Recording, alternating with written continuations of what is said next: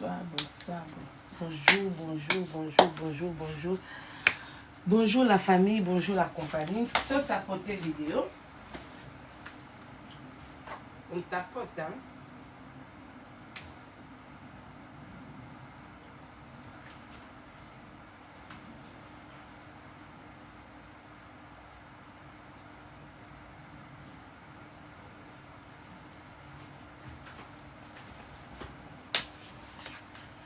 Bonjour, bonjour, bonjour, bonjour la famille, bonjour la compagnie, bonjour à toutes les personnes qui ont l'habitude de suivre les interventions, les analyses de la vôtre. Mama Congo, autrement dit Nadia Ofera.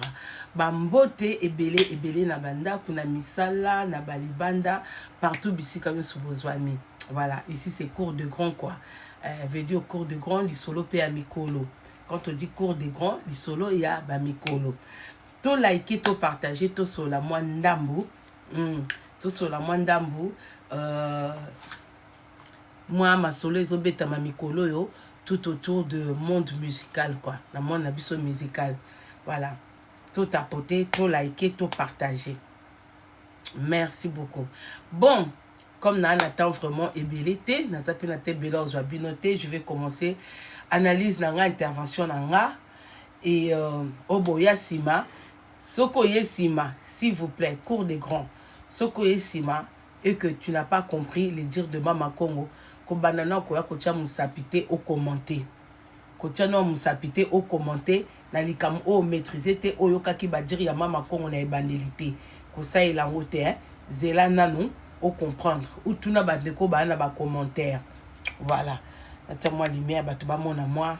Voilà, veut dire to tia moi lumière.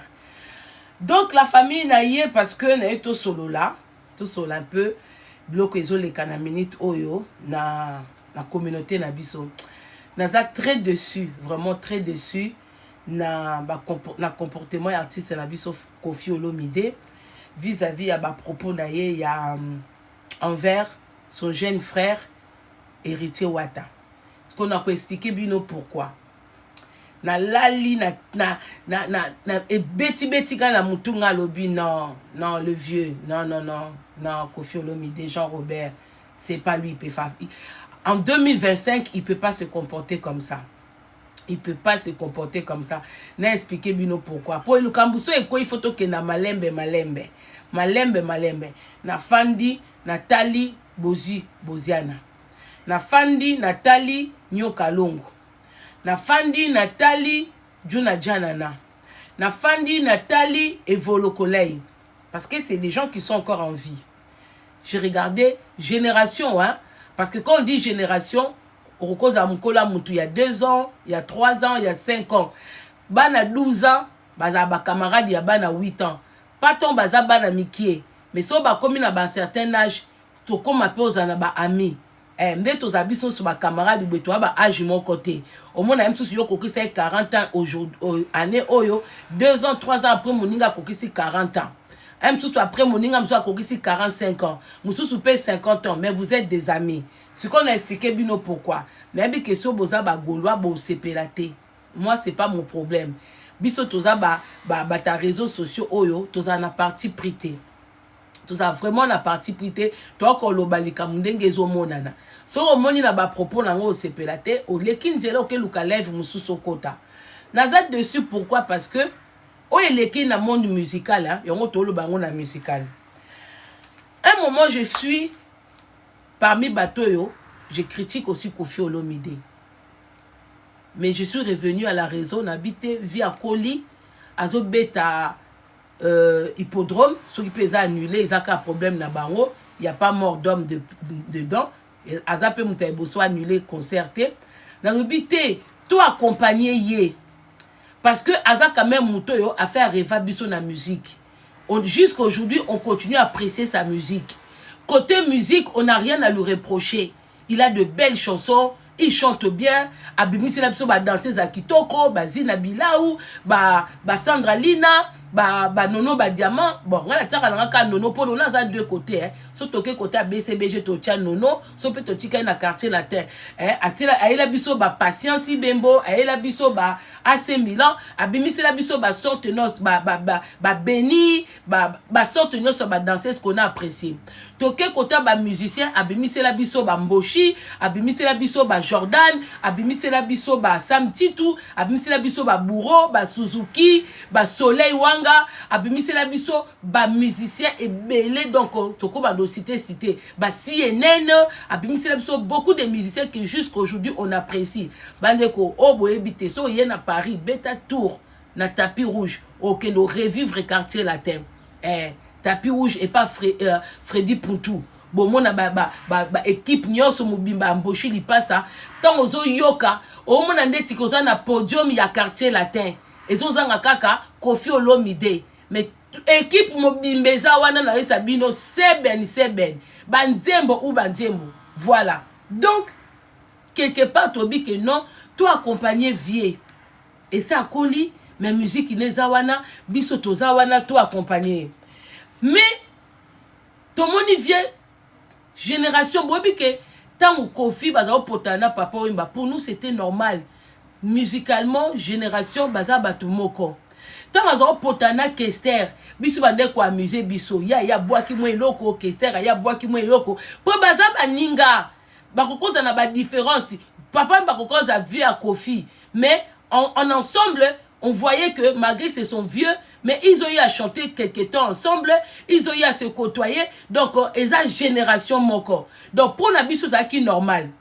Dès lors abandonné ko potana na ba wenge, on pouvait encore comprendre que malgré tout ba vieux aux kende babe, tu comprends que bon, bata wenge baza balé ke pa na ye mais côté ndoule bango tout baza kende même niveau. Ça veut dire que ceux qui quartier la taille à Betty ba wenge pe ba beti viva pe beti côté musique tozaki neti na moi ben moko dit amen bandeko bo landanga to tapoter hein bazaki lokola neti na ben moko donc moko azomona ke bona ke no takine ba petit ça pouvait comprendre mais arriver jusqu'à héritier naza désolé arriver jusqu'à héritier naza vraiment désolé parce que le respect est réciproque. Le respect, si tu to kanga misu, tout ça là comme si on n'a pas entendu, ba spiritas ba yoki. Ba spiritas ba yoki. Na l'ère d'aujourd'hui, Kofi doit se faire respecter. Na tangwa lelo, Kofi doit se faire respecter. Il faut enlever Kofi na babouzoba. Même publication à Sandra Kazadi, j'ai pas aimé, c'était pas réfléchi. Quoi que ça, la Bakali publication bongo parce que les Gaulois ont demandé Sandra Kazadi oche Kofi web. Ce qui Kofi mtatinda ki osa publication wana. Mais bola ki si faiblesse. Ngana désolé. Ce qui bino bomo na ke Kofi azana ba fan te ke ba fan na Kofi o ba kwa ko tondisa ba concert à Kofi eza ba Gaulois. Mais bo sous-estima ba warrior. Parce que Kofi ataka ba warrior. En aucun moment bino boluka ko tia pena ba warrior. En aucun moment. Parce que Falinde, atinda ne ba warrior te que bokende concert boye, bokende boye. Mais ba warrior basé belé. Kofi Fali azam muto soka beti concert au tchapé plein. Tout comme Ferré. Moi je ne comprends pas. Bozo ba ke Kofi azana ba fanite. Nazoka ba tebele bo ba Kofi ça si là. Te Kofi akoko si là te. Et ça comportement qui doit changer. Kofi de no soit libanga, c'est normal que bon na ba fan na Kofi te. Parce que beaucoup comparer Bafana à Kofi na ba warrior na ba Gaulois. Bafana à Kofi ce sont les parents responsables à la maison. Bazana tant quoi ko kota ba réseaux sociaux te, ya quoi ko sala ba rando, ya quoi ko sala ba intervention à buzo ba na ba TikTok te. Ce sont des parents, des chefs d'entreprise. Batoko la ba José Mbongo na Nancy. Ceux qui les lo Kofi a libanga yo kota. Ba papa biso ba BG. Ba yo kota. Donc Kofi il a du monde. Ce qui les lo atie date na ye, beaucoup monde a plein. Mais manquement à respect wana vie nanga, tomba to ba télémission na mutuka, bazolo ba no makambo bakali, na sagesse na intelligence au nango otangi ba classe te papa. Yo tangi ba classe. Na sagesse na intelligence au nango koko reprendre te que azaka pa nanga te, azapa petio na ntuto mike. respecte héritier. Azana groupe naye. Même ton propre enfant, quand il devient responsable, on lui doit du respect. Même Banana Bisonde Bakoli Boye. Ce qui a commis Kosala, commis responsable, Azo dirigé pe bato, Azananda Kunaye. Même Baleki, ce qui leki a Bali, a commis na foyer naye. Tu lui dois du respect. Magaza leki na, mais Azananda kwa libala, Azam Mobali ya mutu, Azam Mwasi ya mutu. Yango to peksa ba vie mususu ba benga batu ba petit. Eza politesse. So moni vie moko libanda, wan eza mentalité quinoise. Eza mabe, bloko soit mabe photo chikaka.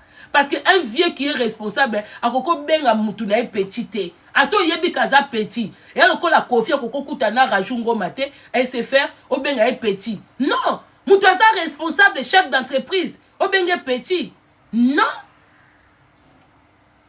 Olobi mabe, bloko wana ekoya pa papa wembate. Ezo kiti sa. Obeti mabe. Obeti mabe.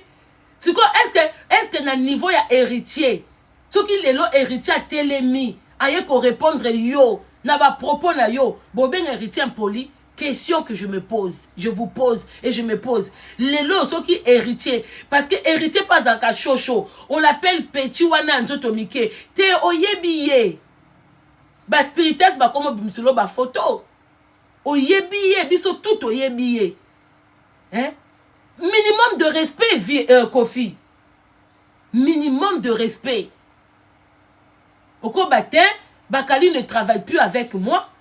Désormais, il est avec mon jeune frère. Ce que l'obeta bongo. Il n'a pas son respect. Maintenant, il est avec mon jeune frère. L'artiste héritier. Wata. Ça, c'est un respect.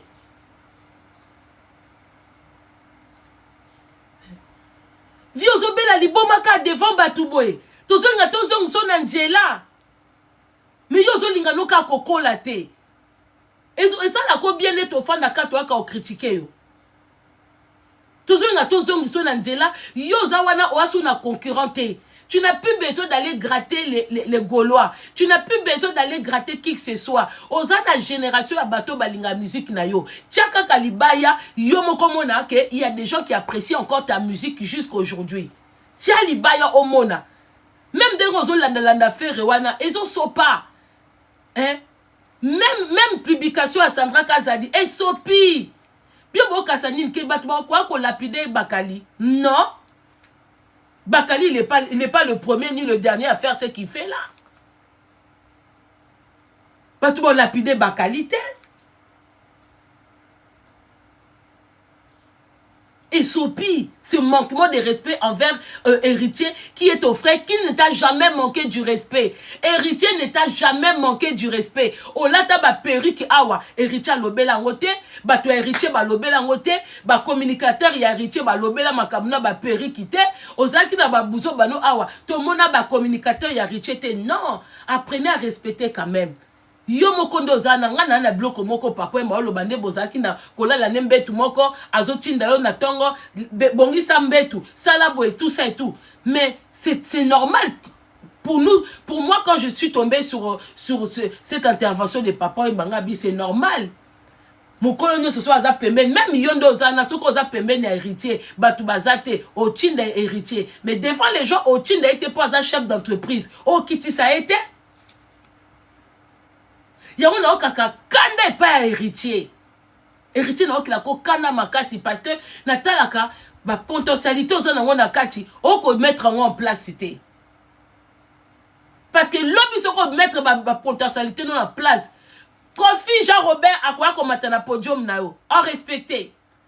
Le là comment respecter faire pour faire à poupola e. Na moni vie faut ba poupola ka yo pozonga na raison.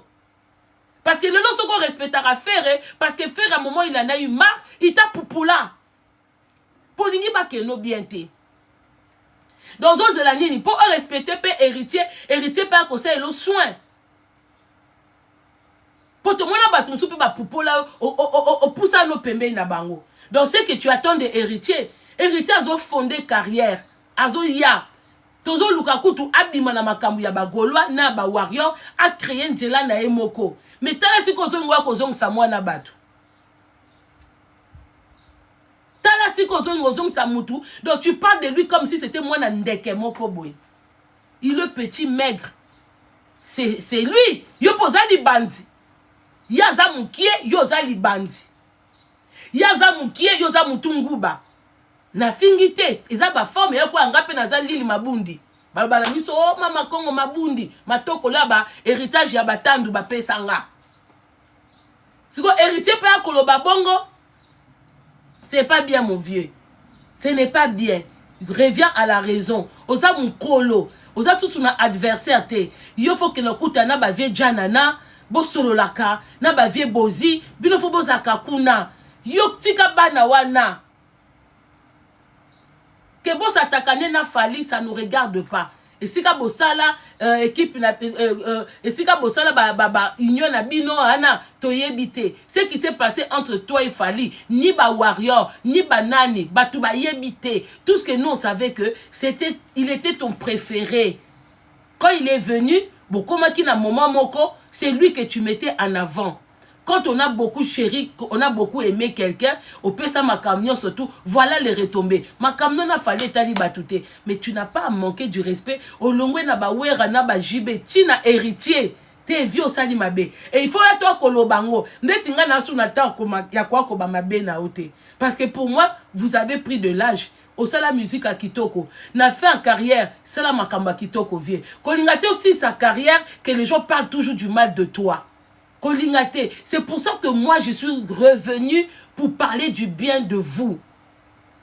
Pona valoriser musique na yo. Na fanda awa na beta parce que jusqu'aujourd'hui moi personnellement et je sais qu'il y a d'autres personnes dans le même cas situation que moi qui apprécient ta musique. Parce que le bagolo ba okansake sans bango tu n'es rien. Je suis déçu.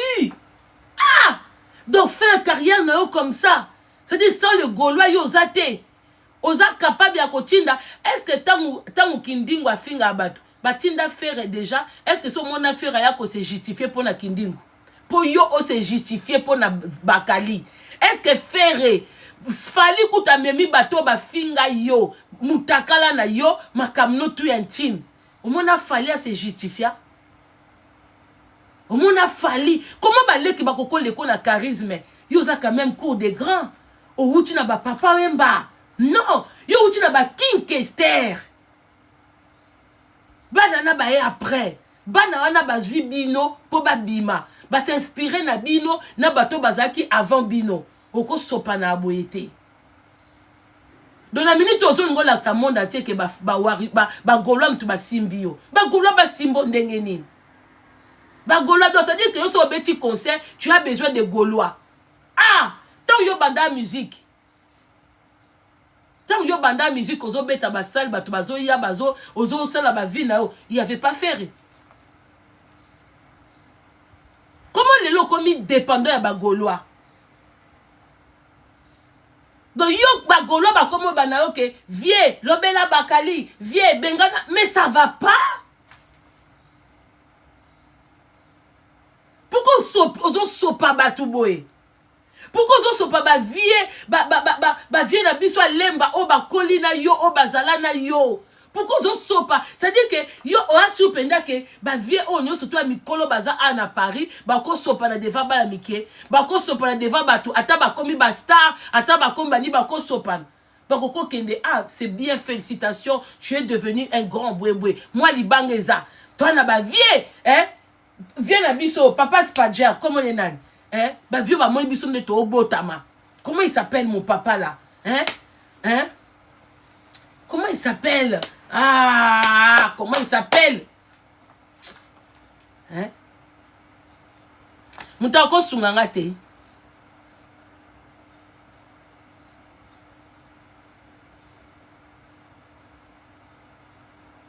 Vieux gaba. Osopi batwebele. Nandera mabete. Ozana batu. Pourquoi tu te sous-estimes aujourd'hui? Qu'est-ce qui se passe dans la tête de Koffi Olomide? C'est quoi cette façon de se sous-estimer comme ça? Nam ta émission que Samba Gaulois yo kokobeta concerté.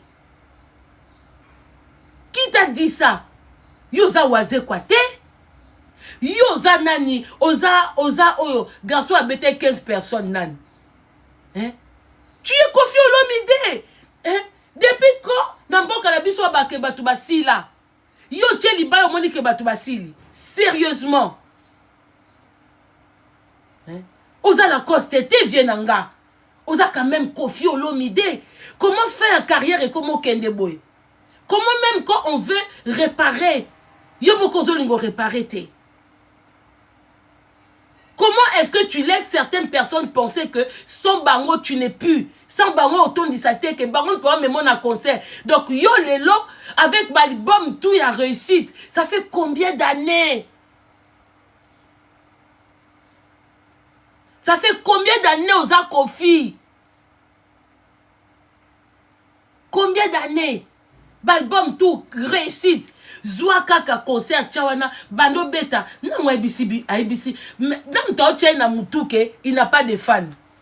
Nani penza opena ibi musique à solo na mwa ibisi biloke Kofi n'a pas de fans. Boyebi combien de jeunes babima na poto, mais les gens attendaient le concert de Johnny Hallyday. Bomona batu balela Johnny Hallyday. Boyebi tant bazo ko annuler ba concert ya Johnny Hallyday, comment les gens pleuraient. Les gens quittent même l'Angleterre pour venir écouter Johnny Hallyday. Les gens quittent même les États-Unis pour écouter Johnny Hallyday. Mais bah jeune bah bimé belé, bah rappeur bazali. Et ngo bah tete po toi na fali toi na ferré que bah toi kota kofité. Pourquoi bozo humilier na souka bongo? Viens, ne te rends pas intéressant en parlant du mal y a ba petit. Génération na yo yakosa la rando c'était Papa Imba et Kester. Ouassou na mutu, ouana adversaire te. Ba vrai adversaire na yo, nyo kalongo kof nani Kester Papa Wemba. Et ça donnait kitoko. Ndengo tikaliwana, tu dois être bien avec tous les petits. Yo normalement faut ça bien abatouana tout. Ce qu'on doit s'ennuyer que mon na Jonana. Va rendre visite na Janana. Janana il est là.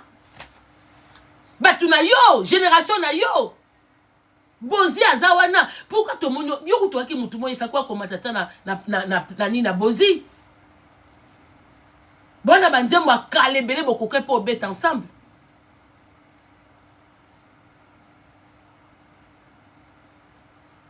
J'ai pas vraiment il faut réparer ça. Koka sonité, viens réparer le rêve que tu as fait en parlant de héritier. Héritier aussi, il a des gens. T'as beau sous-estimer Batouté. Héritier, il a des gens qui l'aiment, qui l'apprécient. Héritier, le ko ezangaye, hein? Moi, droiture, moi, qu'on a musique, naïe. Au comme manquer mon tout respect, boïte. Ce que vous zélanine, qu'héritier a tellement, a qu'on répond de Kofi, na bengue, petua na nzoto mike.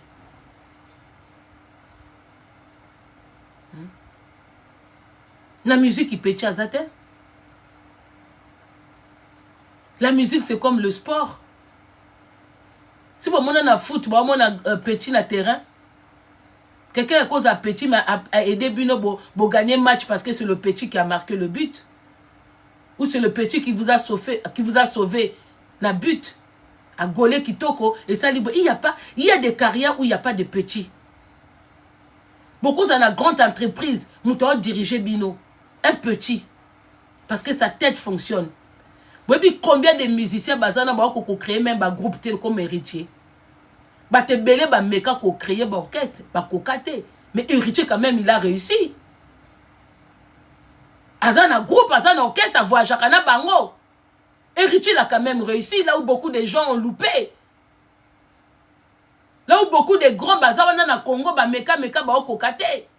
Ba manda chante ba fandi wana ba banda musique ikala.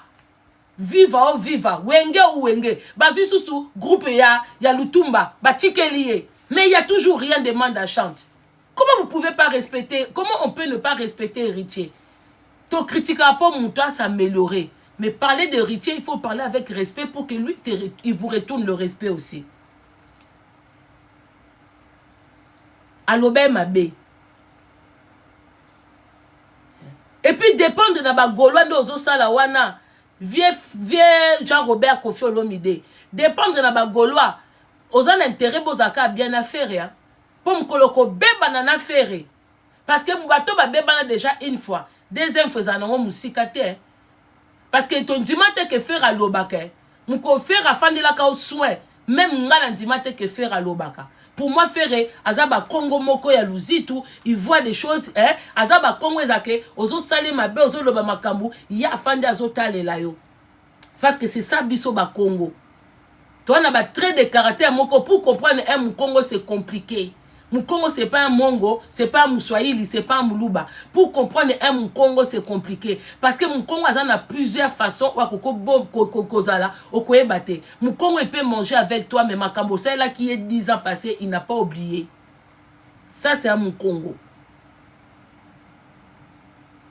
Même la politique, un Congo il va te rappeler à tous à Mundelo Fanduana, à ko rappeler bino ndenge bo kanga biso na esclavagiste, ndé bo boma bande kona biso bo sala bwe. Ça c'est un Congo. On ne blague pas avec les Bakongo. Vous nous appelez d'hypocrites, mais nous ne sommes pas des hypocrites. Parce que si vous êtes hypocrite, il faut bien appeler Mindele hypocrite. Parce que Mindele, Mindele tire l'eau pourquoi na ba isika ba bomba ba armement na bango. Pour ba bossa na teke, ba bunda na ba allemand, ba bunda na ba anglais, ba bunda na ba nani, ba bossa na ba guerre sur les cas te. Baby que comme il y a eu, il peut y en avoir encore. Donc tous sont toujours prêts, riaya.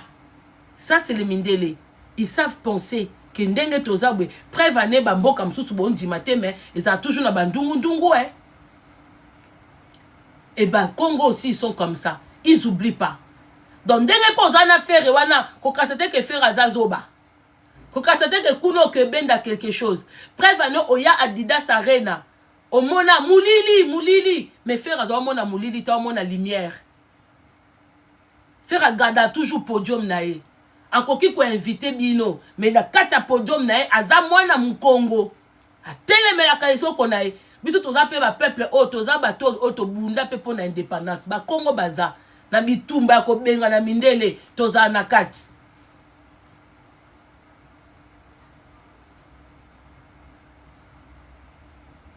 Il n'oublie pas te donner à 100% comme ça. Les jours où ça donc ça dit au commis qu'on vivre en affaire et na keba parce que les Gaulois sont là. Non.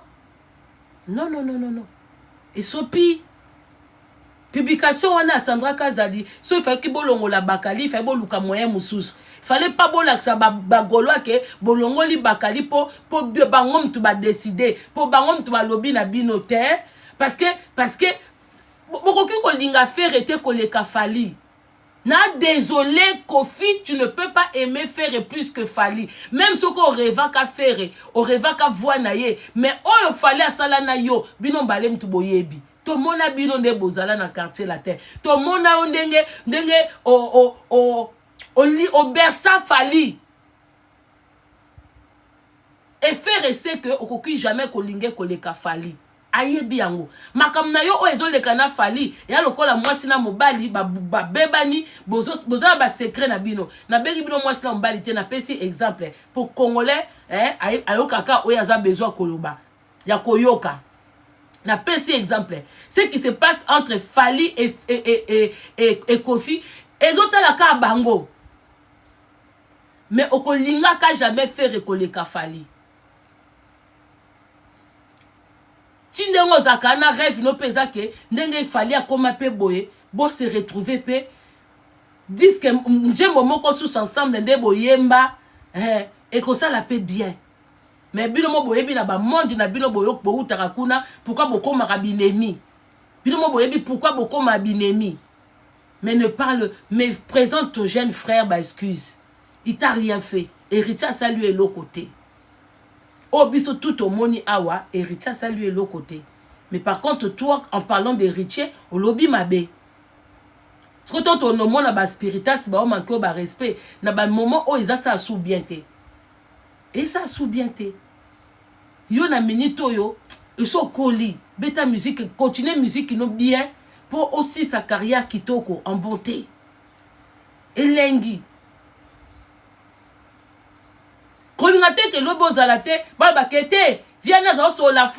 Les gens parlent du bien de Kesser jusqu'aujourd'hui. Les gens parlent du bien de Papa Wemba jusqu'aujourd'hui. Pourquoi? Parce que vient Moko, il pouvait avoir ses défauts. Mais même dans le monde de la musique, peut-être des défauts. Mais il savait comment être avec ce petit. Yo pourquoi l'ingaka cause problématique. même esika baolinga Sandra Kazadi barole na bino pembeni bakotino pe publier loko boyo koko boyati comment bobimo bokomisi bakali grand bokali si publication ne sali bakali nini et la kisi kaka parce que pour publier des choses comme ça, c'est que vous avez considéré la personne. Donc il a qu'ici vraiment que banga obino bobangi Sandra Kazadi yo mo pena na munoko zanango. Lelo oyo o la kisi ba golwa ke botiki bakali pona ba golwa. Lo biso bobeba ni na ba golwa. Po batu babeba na rakaka. Osa ndenge nini? Ozo la sabatuke te biso to na besoin ba golwa par rapport à quoi?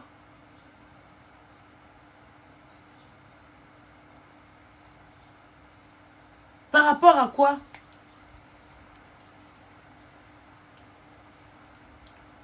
Donc, il y a un bakaka vieux, ça la publication, présente tes excuses à héritier.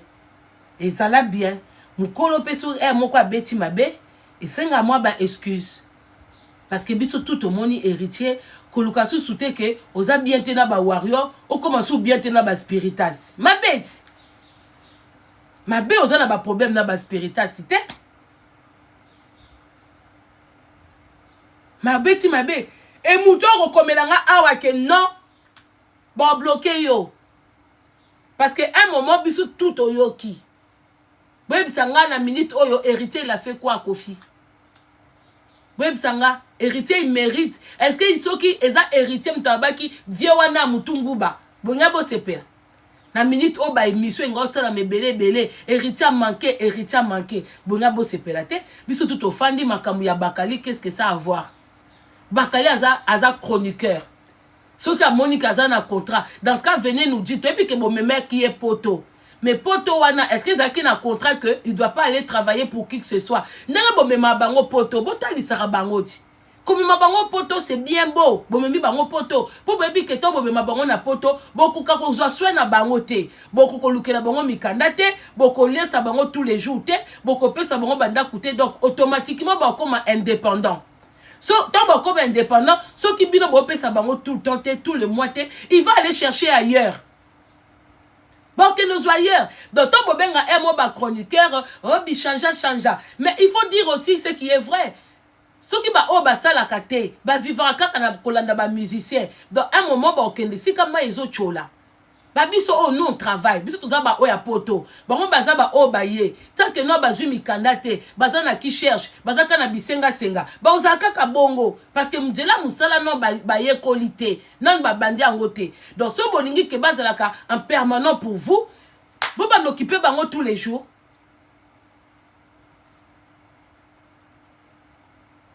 Un chroniqueur, net la minute au Bakali, il se retrouve avec héritier. Point bas.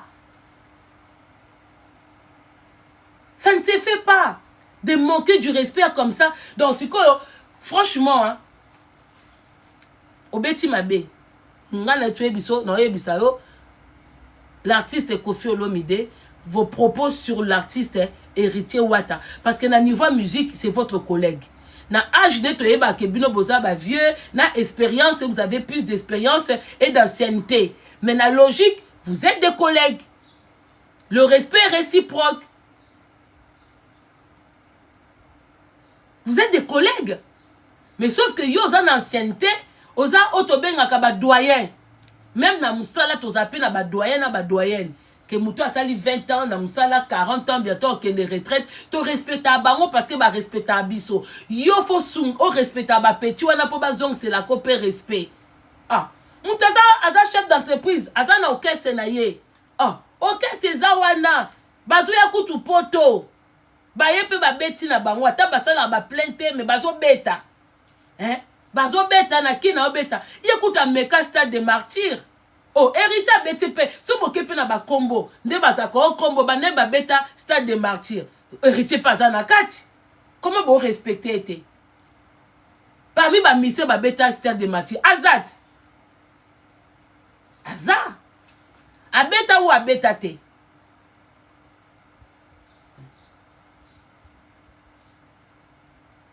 Te zalakate ou lobi mabe. Toko beta maboko te. Nga la kenanga, mais la logique ko ka sonité senga héritier excuse au lobby mabe senga héritier Et je vous rappelle que vous avez des fanatiques.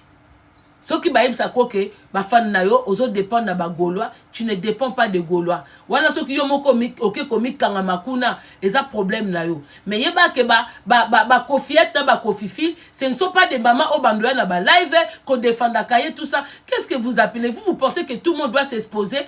Vous pensez que là où il y a beaucoup de monde que batba ninte. Boyebi combien de ba musiciens mindele ba betaka awawa o ba sala makele l'été. Parce que pour bino botala kaka ba Stade de France quand il s'agit d'artistes au bino bolingaka. Boyebi ba événement combien dans Stade de France auto tire attention te. Boyebi combien de ba variété ya mindele bato ba beta ba variété française ba sala ba concert plein peu bato baké mais au moins on a ba affiche te. Bon que na FNAC pour ba qui vend bien ou qui vend mal. Parce que quand tu as un concert, c'est bien beau. Mais quand tu as un comme sous-souhait, quand tu as un concert, tu as un plein. Parce que concert, ce n'est pas tous les jours. Concert, ce n'est pas tous les mois.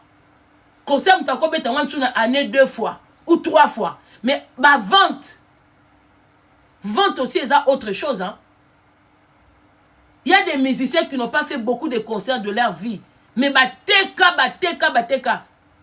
il y a somme. Donc, zongi sa moi respect l'artiste Kofi Olomide, zongi sa respect. Zongi ça vraiment. Ça fait pas bien que peut-être au moment où on a lengi, bala moi mike ba fanda na ba live ba makako respect. Mais à un moment, nous on trouve que ça c'est pas bien. Parce que yo moko diro lukango.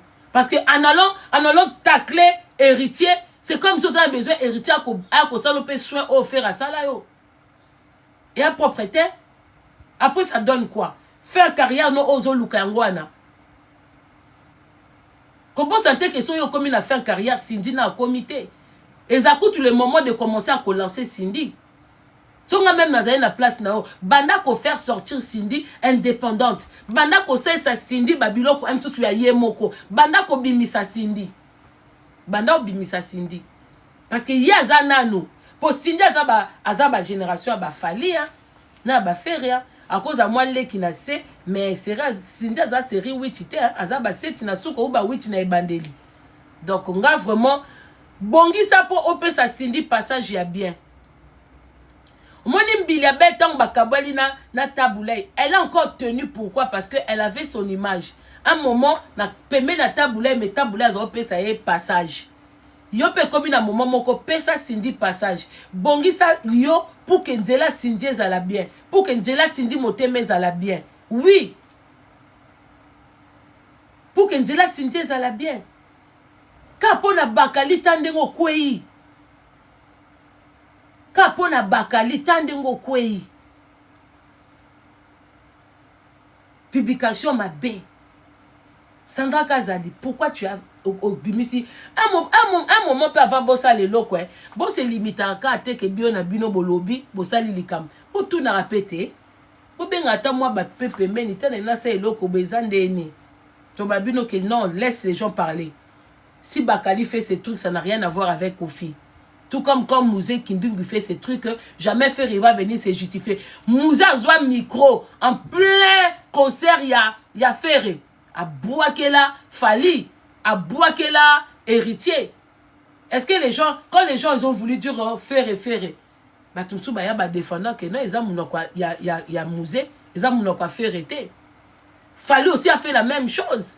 Na ba concert mususu na ba blom so afali bataklaka batu so afali bataklape fali faire jamais ba on a bango ba binde ba kimango malgré bitu to ba que non ezabwe mais ba tant qu'on n'a pas de preuves ni d'écrit ni de messages comme ça yoroboya awat oh fali bwe to senga ye batinda isopa ba plan aye awat to mano tinde wapi ba preuve que yo fali abenga ka ya tindi obwe wapi ba audio wapi taba mesnini wapi banini yoroba kima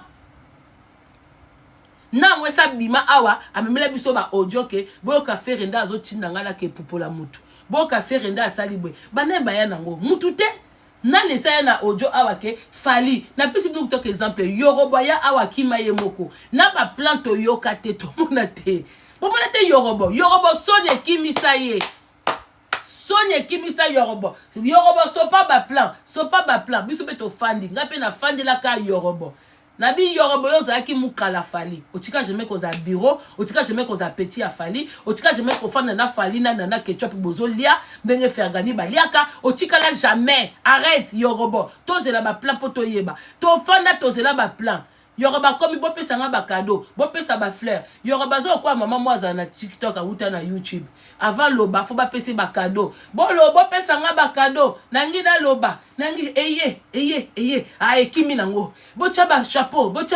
A ekimi nango. Yoroba china batu. Tout le monde a ba planté. Toyoka ba odiote. Toyoka bote. Toyoka komokote. C'est pareil. Alors pourquoi Sandra Yozwa na publication? Les choses de Bakali, ça ne touche pas Kofi. Tala discours mobimboke kokoma. Donc aujourd'hui, maïe les nions soit classe obimi c'est dit Bakali. Obimi c'est dit Bakali.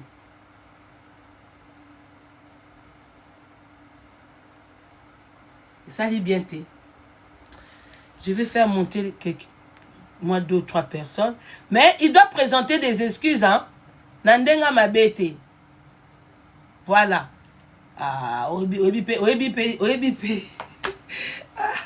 Elibi, c'est pas ça là. Mais na matisi mutoke wapi. Dès qu'on a matisi yo chite. To tapote. Oh non, matsabatu bo matatendeni. Eh, to tapote le live. Eh, la ke matsanga mutu mususu. Oh, bon, pourquoi ils ont matate? Et Zanga,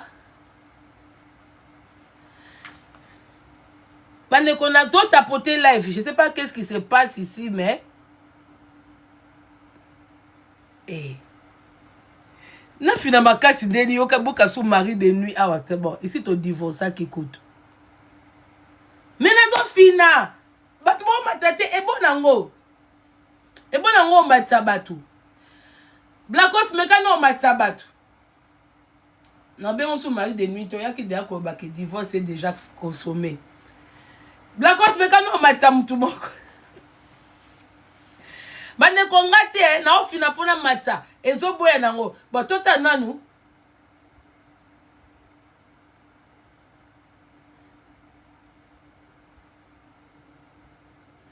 To yango bato bo matilanga bato bozate bon meka no matsa mutu moko e bloqué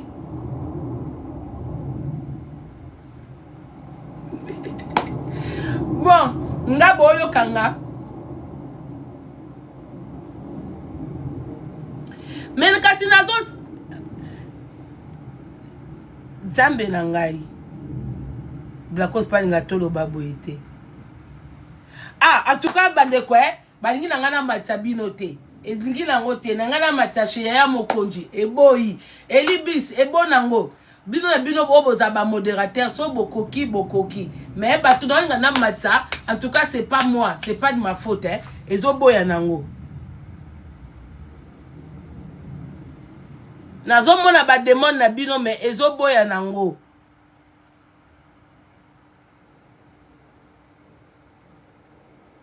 Ah, ils ont dit que ça la boue depuis na tongo. Donc ils ont gâté. Donc la famille, Bakali ingrat ou pas, ça c'est pas un souci. Moi les choses de Bakali, je le mets pas sur Kofi Olomide. Ceux qui bon moni Bakali ingrat, maman, ba ingrat, ba na ba ingrat basé belé. Qui Sinjora aussi est ingrat envers Kofi.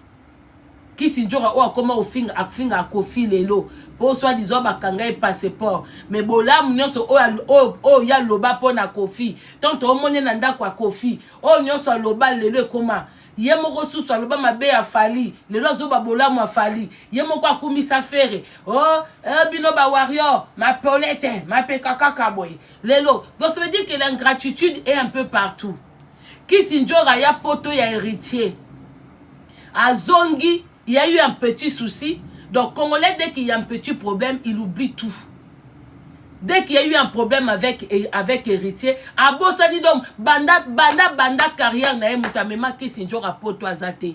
Kisinjora peu importe ma be héritier. Mais lelo tanda comment ko ba bolamu ya fali. Magalo ba mabe, na koka ko ba bolamu ya héritier te. Mais poto liboso ya Kisinjora, pour tout refaire ya liboso.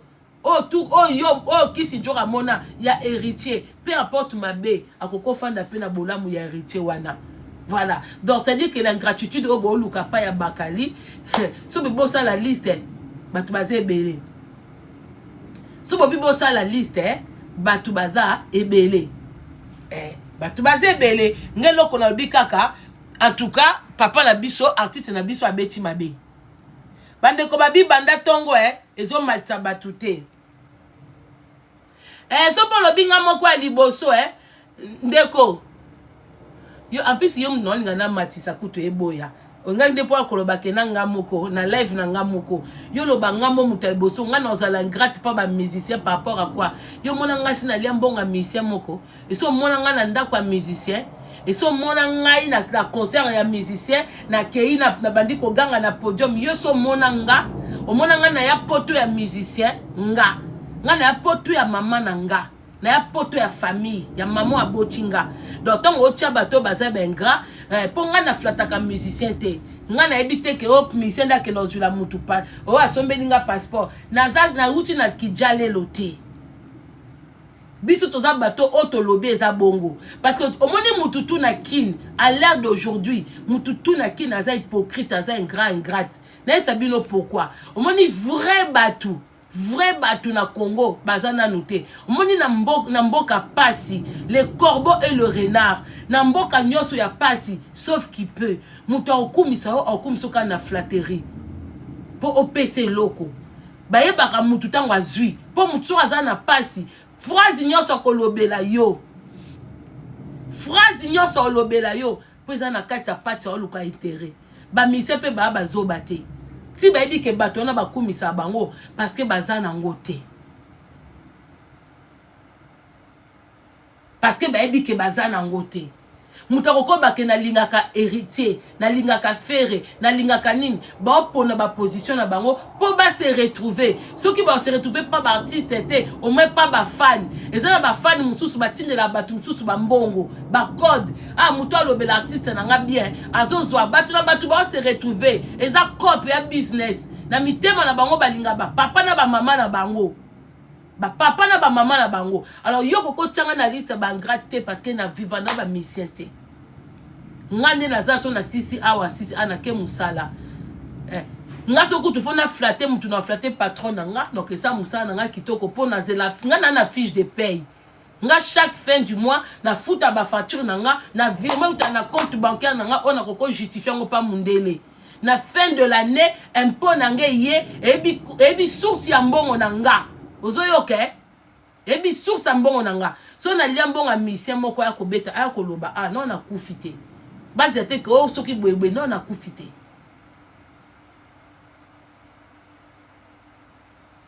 donc c'est normal il a mal parlé d'un artiste il faut présenter ba excuse pourquoi parce qu'il a confié à présenter ba excuse héritier c'est même pas son petit de côté c'est son petit de musika mes collègues na musala héritier za collègue na ye ya za na quartier la terre héritier pas za na orchestre na ye ya za na batuna futaka héritier pas za na batune a futaka mais sauf que lui il a l'ancienneté lui il est le doyen parce que il a réalisé des choses que héritier n'a pas réalisé. Il faut héritier azana respect envers yé. Il faut créer respect wana. Nabilo koto asali, yé faut héritier azala rêve ya héritier. Mais ceux qui ont un problème na dignité, mais ceux qui no parlent la moi nana ya jeune wana, ceux qui le banaye jeune wana, o ko prononcer pourquoi alobeka teke akoma pas héritier. Ko fait bi combat héritier te? Ko fait bi combat héritier te? Pourquoi ceux qui bola papa oyo JBL et puis ils ont matala ngote longola nini longola demande na longola po yebi nongate longola poso ochenga na liste wana se ko yebi ngate longola et puis demande peso salate bane ko babingana na saki live te na yotika o sa live siko babi apparemment depuis le matin ils ont fonctionné te Donc voilà. Ngelo kono senga Koffi Olomide ko kasonité. Olobi mabe. Peut-être oyaki na kuicha bato bazaki tout autour na yo. O bayaki. Olobi mabe. Présenter mes excuses na jeune frère na yo. Oui, oui, oui. Aza mukuse, aza mukie. Donc ça veut dire que yo po finga ka faire. Po faire pas mukuse. Ça veut dire que tant on bengi héritier mukuse, c'est ko benga peut faire mukuse na kuzu. Oui. Pour faire aussi il est pas grand. Faire aussi il est pas grand. Les amants ouais. Franchement na ok libino soni. Na obo sali. Na niveau. Ça n'a qu'à zadi. Na niveau comment me ma Koffi et à ma trop.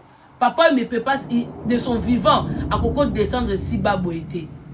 De son vivant, hein, papa m'bata bien que nous rend des petits les moko visite na concert charismatique, charisme est toujours. Eh. Et ça li mabe. Jamais. Babylone monsieur eza kolandate.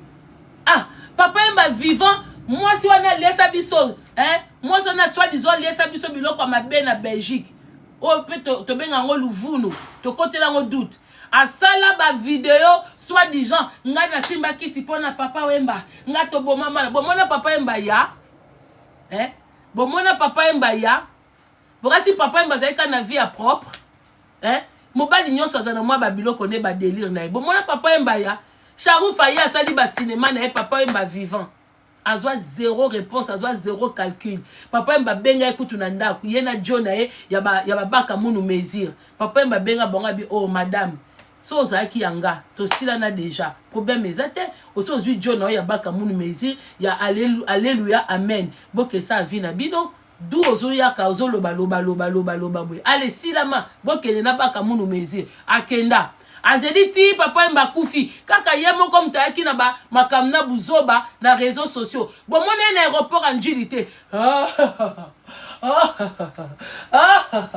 basimbe boy bazo kipeta yete ye moko ayena batune mibale basimba ekuna kaka mutu amemaki na bakisi kaka mutu boy oke kolela ekuna mais arrête il faut du charisme à un moment il faut arrêter Koffi n'a pas d'adversaire. Koffi n'a pas besoin de ses jeunes frères pour exister, pour faire sa musique. Il n'a pas besoin. Koffi n'a pas besoin. Il y a des fans moko ba conseil les makelele na réseaux sociaux. Aza cour des grands, aza légendaire. Ils sont mona légende de Ganga. Bino si bon mona légende de Ganga na réseaux sociaux. Bozo lukile oh Koffi n'a pas de fans. Na légende bozo lukila Koffi ba fan. Bino bozo mona ba fan ya Michael Jackson wapi. Quand on a concerté, quand on ressemble à disque, tant que fan ya ba rappeur ba ça makelele dans les États-Unis kuna oh Tupac oh so qui snunubi oh so qui boka ya boyoka ba fan ya Elvis Presley, mais il était parmi les aimés, parmi les plus écoutés, celui qui a beaucoup vendu jusqu'aujourd'hui. Batona ba kufa mais ba continuer ça à succès. Biso nde to ebi ko pesa batu honneur te. Normalement de toza to ko bossa ba papa mbate. Tande bo ma musique na biso. Bolo ba na Koffi kazana ba fan te. Me bo ma musique bande konanga. Mundela bo maka musique te. Kene na fna komona Michael Jackson da zote kama. Kene na fna komona Elvis Presley ndenga zote kama. Kene na fna komona Johnny Hallyday ndenga zote kama. Me bino si bobosa na bino ba wendo, bobosa na ba soki vangu, bobosa na ba papa wemba, bobosa na ba keste. Mais c'est quoi cette de oh mentalité bato ya ndenge nini?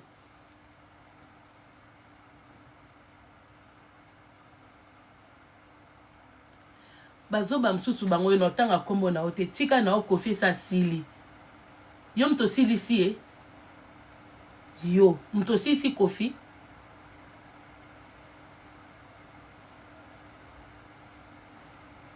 Yom to sisi Koffi. Donc pour Koffi à la Koffi, ben si bino kala même ba fan bazo sa makelele, de bino bosala lelo. Eza génération na bino et puis nde bozana bo ba mikuli o bolingo kolate. Ba jeune basala makam na bino te. Bota aka na réseaux sociaux, la plupart bato bo aka ganga wana, bo mikolo. ba fan kutu ya bana mike ba 30 ans o ba kena ko somba bango kutu ba sombaka bino ba mikuli o bo bomba mana sima ba warrior ya ba gaulois bino kutu bo sombaka te bo tchaka nde makelele belé bozanga manque à faire na bandako na bino yango comme ça ko fanta bino ba faux compte ko mataka na 30 ans mais ba voix na bino ba ta ba 50 ans bino nde bata solide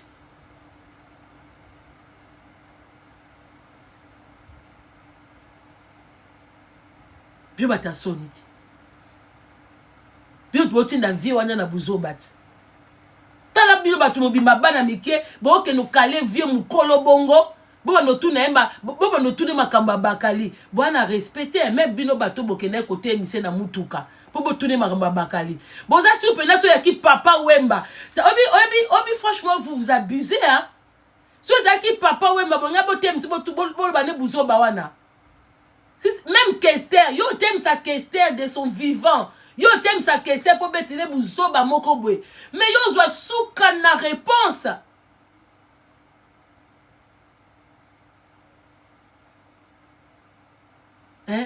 Makambo boto sa la Kofi bote misaye oh Kofi pona biso ou bakali oza sûr na Paris en penza yo temisi papa wemba oza sûr boza sûr ata na génération lelo papa wemba de son vivant yo temisi papa wemba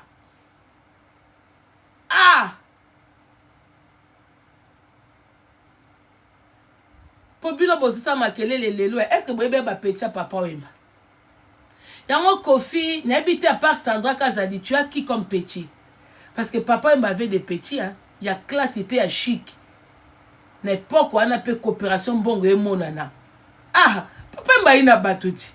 Bilo ko tout au monde a batu en côté. Papa m'a qui na bat petit na sapologie.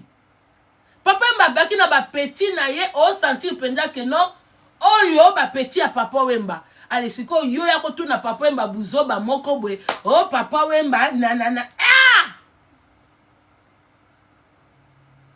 Mais ngana mona batusu ya papa wemba même pas faire.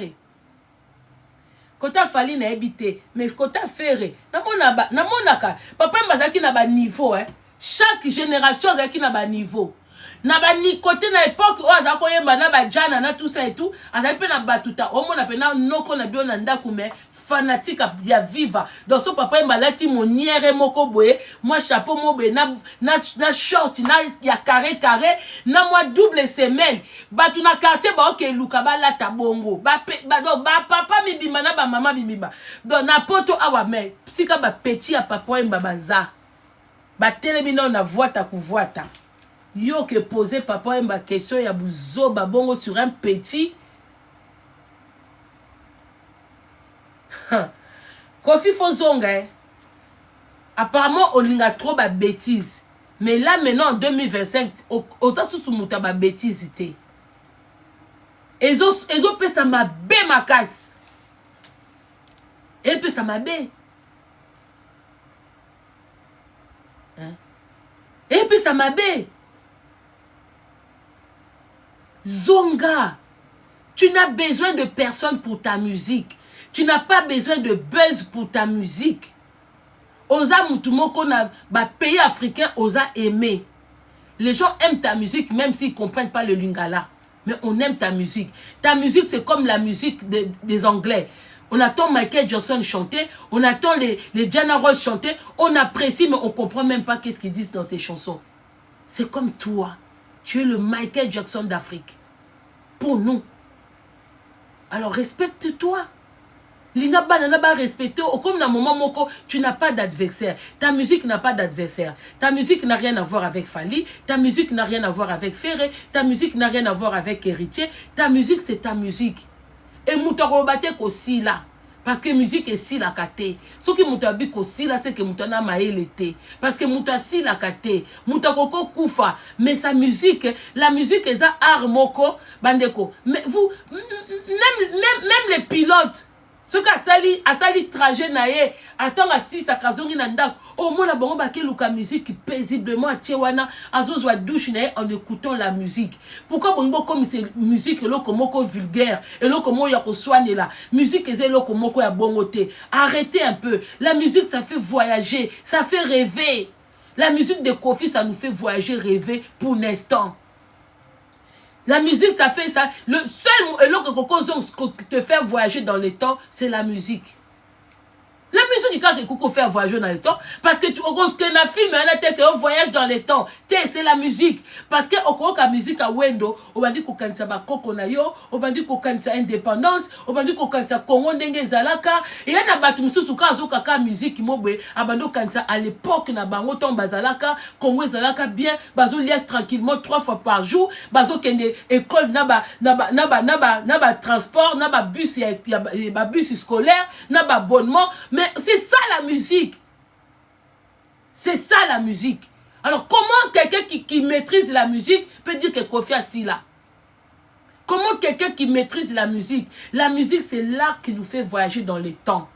Sans bouger, nanda kunao. Moi, j'ai la musique parce que je pense à mon père.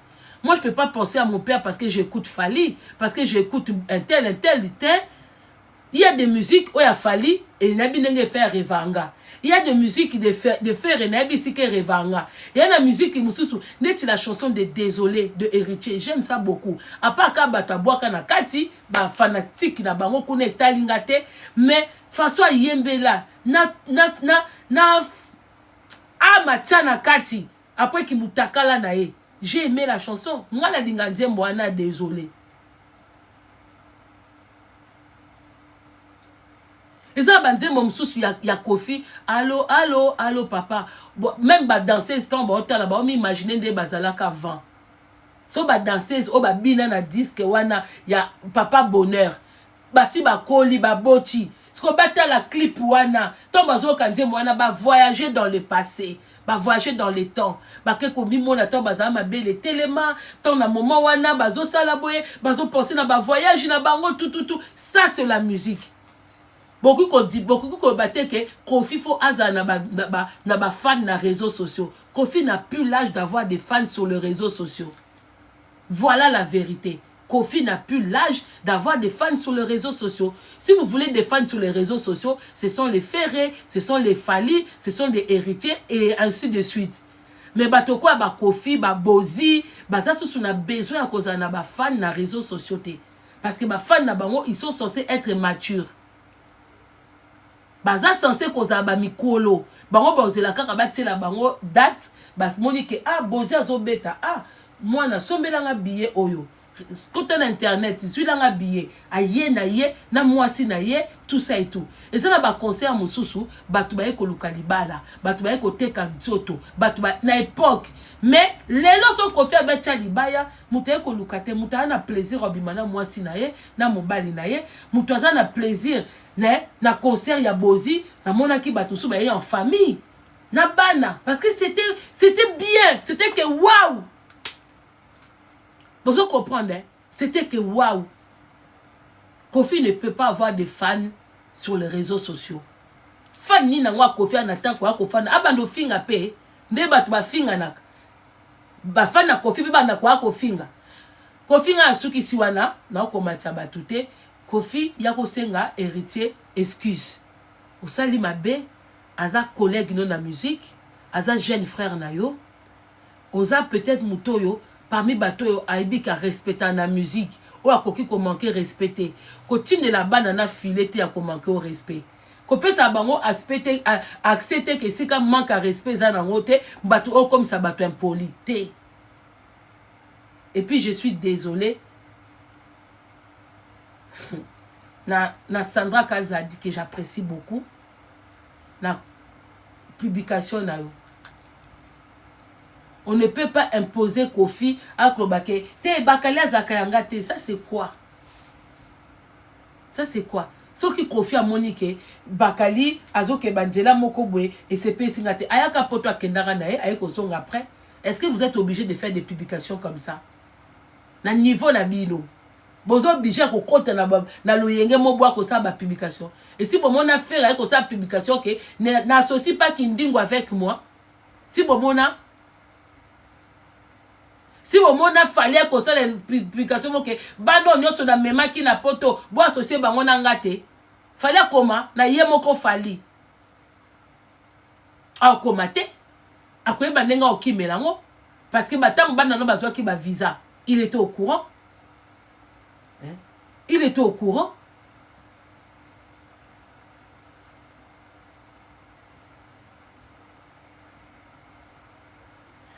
Mutu azoloba akosenga pardon te. Jamais, jamais, jamais.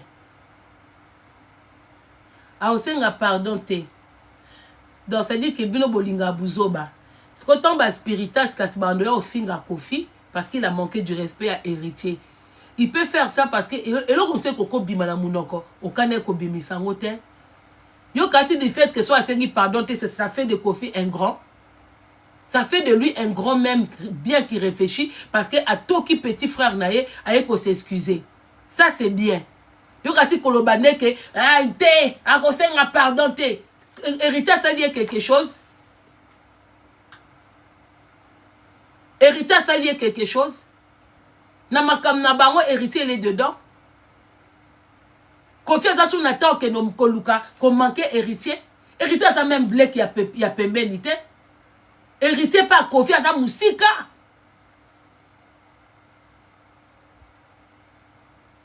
Aza musika. Un moment boa kaka na makamna na ki fanatique à mabete. Kofi na bamboka na biso aza lokola ba Johnny Hallyday ba mindele. Akwa ba James Bond et pas na biso. Alors un moment faut alongwa na ba bêtise. Pour azonga na temps. Il faut tozonga c'est na place na ye. Il faut zonga na place wana.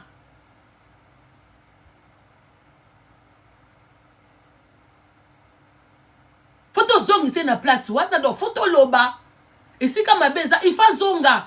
Parce que ba mélange oyo tout le monde a Kofi ka Kofi boy. Mais vous êtes malade. Kofi na mboka na biso aza n'importe qui te. Ba Kofi na mboka na biso ba lutumba baza lusute. Mais Kofi c'est un grand.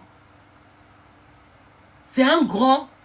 Il faut qu'on longolaye na ba makamba ba warrior. Il faut qu'on longolaye na makamba ba gaulois. Il faut qu'on longolaye na nzela ba spiritas. Il faut qu'on tienne na ngwende na ye. Il faut azonga na ngwende wana.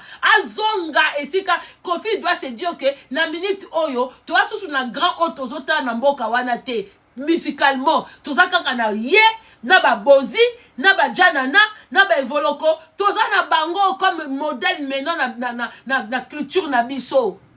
Ozo la concert au ben si janana aye, c'est un grand. Faut besoin ça, il faut bon longolé na makambo ya ba warrior, ya ba gaulois. Tout ça la tout longolé, mais puis le bolingité. Bon continuer ba manquer respect. Pour bien si bon mona Gainsbourg na poto awa na France Gainsbourg azo swana na ba jeune wana mike na ba nani ti avant kufa bon mona Gainsbourg na buzoba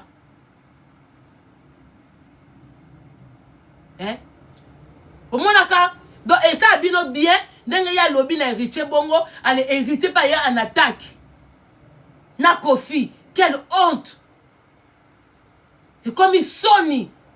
Donc on a baki mboka oyo tant que mboka oyo eza normal te makambu tout e banoza normal te preuve ane beaucoup makaka soki mutakoli o asili mais musique esila kate kaka na Congo mutu basisa ka musique na mona mboka moko basisa ka musique batute koleka Congo kende na Brésil omona ba musique na bango ya ba koko na bango ya ba vie na bango kala ndenge binaka ndenge bataka ngona ba festival na bango okosepe okelengi omona ba koko bazobina na Brésil même les coco dansent.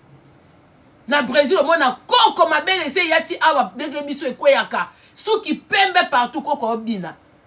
Et ça quand na Congo si quand na monake batu basisa ka musique. Que mutu asili. Car na Congo. Donc et là ça penda keko toza na deux ya musique mais nous ne maîtrisons pas la musique. Biso na Congo, on ne maîtrise pas la musique parce que yaka jamais au mona chroniqueur musical. La poto afanda ba ke musicien boasila non na okate kana mboka na biso ni na okake oh musicien boasila asu na ba fanité mais bon na ba chroniqueur il y avait une émission à la 2 pour les gens qui sont en France na bato bozali banda France je sais pas sur quelle chaîne vous suivez ça biso en France il y avait une émission oyo et betaka musique ya kala si je me rappelle bien, Ezaka animé par Sébastien Nani, journaliste chroniqueur, Sébastien quelque chose, oui. Il animait que de la musique ancienne. Il y a même une émission comme ça sur la musique où on enlève des paroles. On vous laisse chanter le début. À un moment, on enlève les paroles pour que vous complétez. C'est que les anciennes musiques. Merci beaucoup, Patrice Sébastien. Comment vous qu'on valorise la musique? Donc, bien le beaucoup m'appelle que papa et Makena n'est une aperçu, quoi. Donc, le peu beaucoup ton combat à la musique, papa n'est plus là. Donc, il m'a ouais.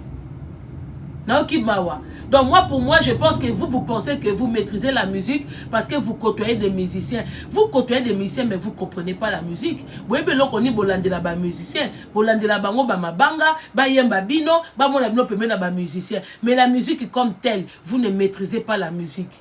Et c'est choquant. C'est désolant. Vous ne maîtrisez pas la musique. Donc, à l'âge de Kofi, vous pouvez dire que Kofi n'a pas de fans.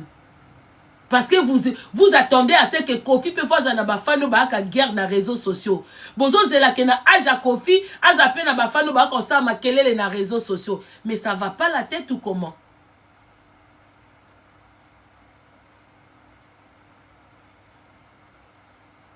Ça va pas.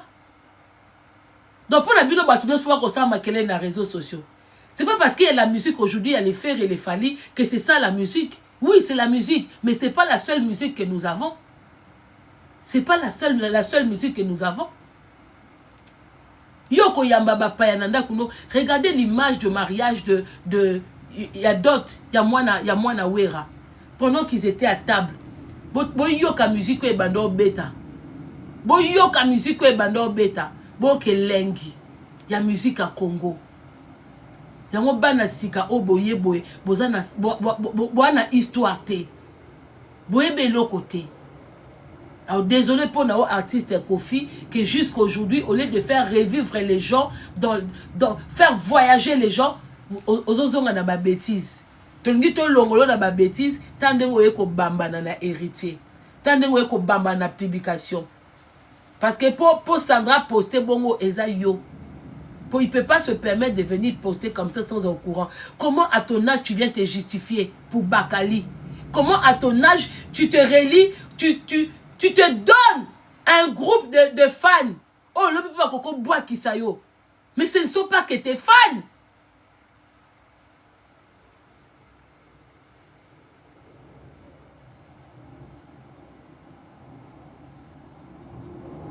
Les fans, c'est pas seulement ce qu'on voit comme ça sur les réseaux sociaux. Les fans, ce sont les gens qui écoutent ta musique dans les maisons, qui viennent le jour que tu donneras un concert. Les gens qui viendront là, ce sont eux tes fans. Tes fans, c'est ceux qui consomment musique. Tes fans, c'est pas parce que bateau bazawa dans les réseaux sociaux, oh bah ça la makelele tout mais derrière ces gens-là, il y a aussi des fans qui sont dans les maisons. Pourquoi vous voyez seulement que les fans qui sont visibles? Vous ne savez pas que vaut mieux les femmes invisibles, force na bangote, que les femmes visibles. Beaucoup de fans visibles, et même quand tu as concerté, sont baratés, vraiment, Kofi Zonga a raison. Qu'on s'est sous-estimé vite ou bêté. Et puis je te demande de ne pas faire confiance, de ne pas t'attacher aux Gaulois. Les Gaulois, baza yote. Kofi Olomide, que tu t'attendes bien avec Ferré, ok, il n'y a pas de souci. On s'attendra bien à Ferré, oui, mais les Gaulois baza à yote. Quand nous tingons les Gaulois, tu peux oser dessus un jour. Oisez quoi à compter sur les warriors, hein? À quel côté Didas Arena? À quel côté Didas Arena? Parce que à quel côté Tingama? Naba warrior, abiso naza bien na jeune nanga fali, boena. Aye comment on appelle les warriors ne blaguent pas. Baza na réseaux sociaux, ba fan les bazo ba auto tumbola bango na réseaux sociaux. Mais na vie réelle, Les warriors, ce n'est pas les fans que tout le monde a dans les réseaux sociaux. C'est pour ça que Sabino, ne sous-estimez pas les gens qui sont en ligne. Bah warriors, il y a 30 ans, il y a 28 ans, il y a 27 ans. Oh, ils n'ont rien à foutre dans les réseaux sociaux. Mais ce qu'il fallait, c'est date, à côté, à quelque chose, billet naïe. Donc, Oisé, quoi, il a sous-estimé. Abisso qui n'a qu'un n'a fallu, donc, warrior, quoi, quand on dit ça. Alors que banana baby na bango waze kwate baby ka soki coupe du monde de beti fimbu et chicote nzembo ba yebite et non comme tout ba yebite tant y a tie date ata fallait lobby que ba warrior toke kuna mais les warriors de Fali baza ba ba centrafricain baza ba kame baza ba ivoirien baza ba congolais ya biso baza ba congolais ngambu ya bana mike wana bana ba 26 ans ba 25 ans bana ba 17 ans 18 ans o ba mona tonton Fali on va aller chez Toto Fali, mama ningisaka nzoto, mama kengawa, nin simba loketo, simba ba nyoso waze kwa tala we ba warrior ba yete. Waze kwa bandi kolela. Et il faut ta Fali te parce que Fali lui-même il maîtrise même pas ba warrior na ye. Yango na lobi Fali, Kofi, continue ko karamana ba Gaulois. Ba Gaulois baza ba fan moko et bébé ba code 16. Ba kokola ba lamuki na tonga ba becho code 16. La kisi ba ngope faiblesse na yo ba koki kolala alors que yo zano na ba Gaulois te ozana batu no réel o balingaka yo mais yo lingo tinga ma ba Gaulois zelo ebino ba Gaulois te ko sous-estimer pe ba Gaulois te dode okomi siko ya bango tambola kitoko ndenge yo moko omilongwe na ngwende na yo omitie na yo siko pa ba Gaulois tambola kitoko moindre erreur code 16 sur toi. Ba Gaulois même la dernière minute. Donc zalaka kaluzitu et pas ferré. Respecter ferré. Tosa ferré. So balobi mon copain ba non to boy Sandra Kazadi. Pour comme d'être ba boy si yo déjà bakali. Ba kola ba la muki babi to se peli na Sandra te Kofi Bengana Sandra. Sandra moi non komi po na bakali. Ba Gaulois ba koki pe kola la ba la muki ba se peli na yote.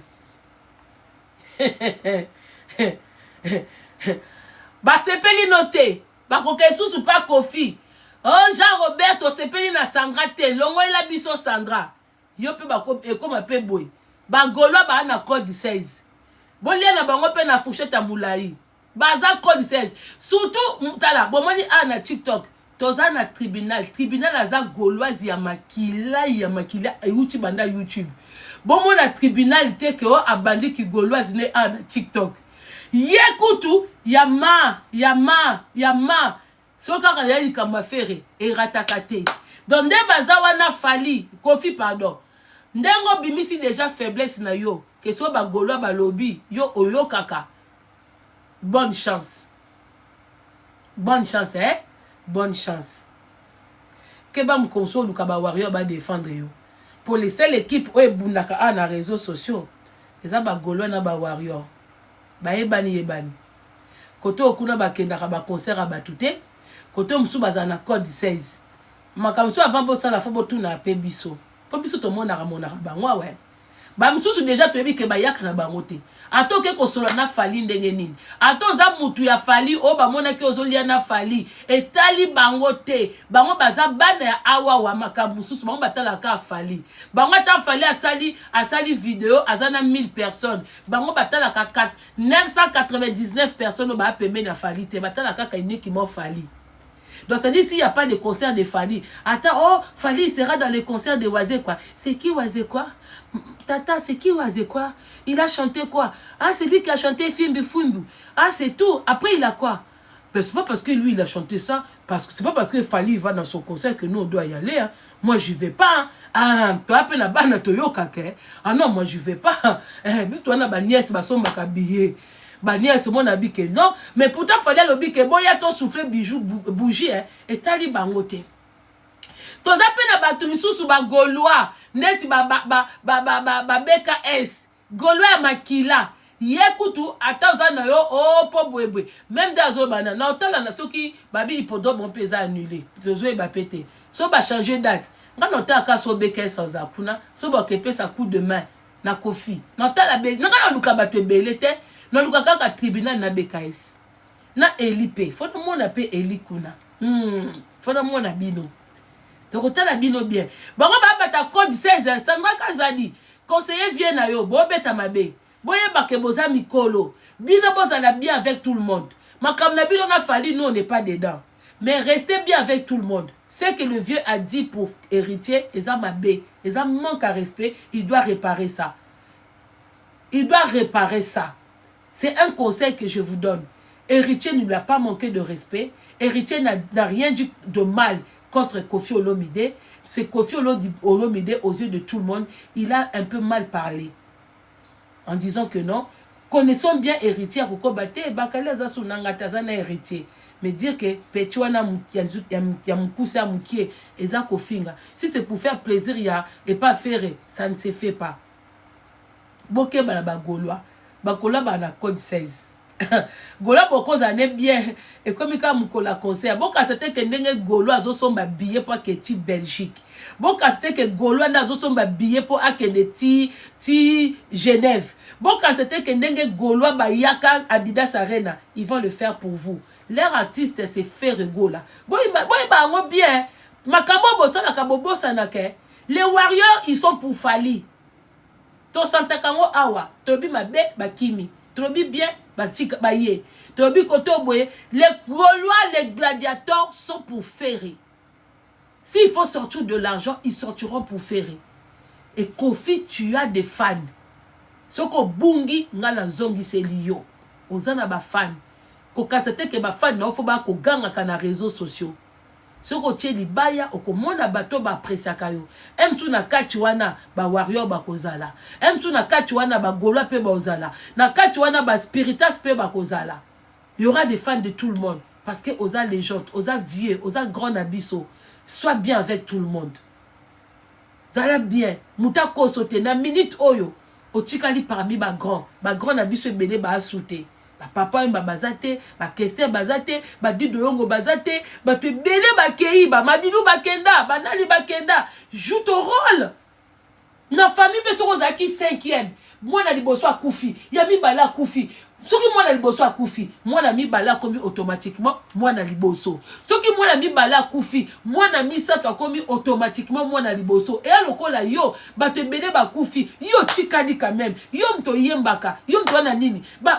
Nani, ba papa na biso nani juna jana na ba yemba na bango soute à part soki ba sali mo eloko na bango redi a misa tie ba beti bango bwe ba stino ba yemba soute bani ba petit pa na yo yom to chikali respecte-toi ngana lobi na sengi na yo oya ko présenter ba excuse na héritier wata c'est une demande.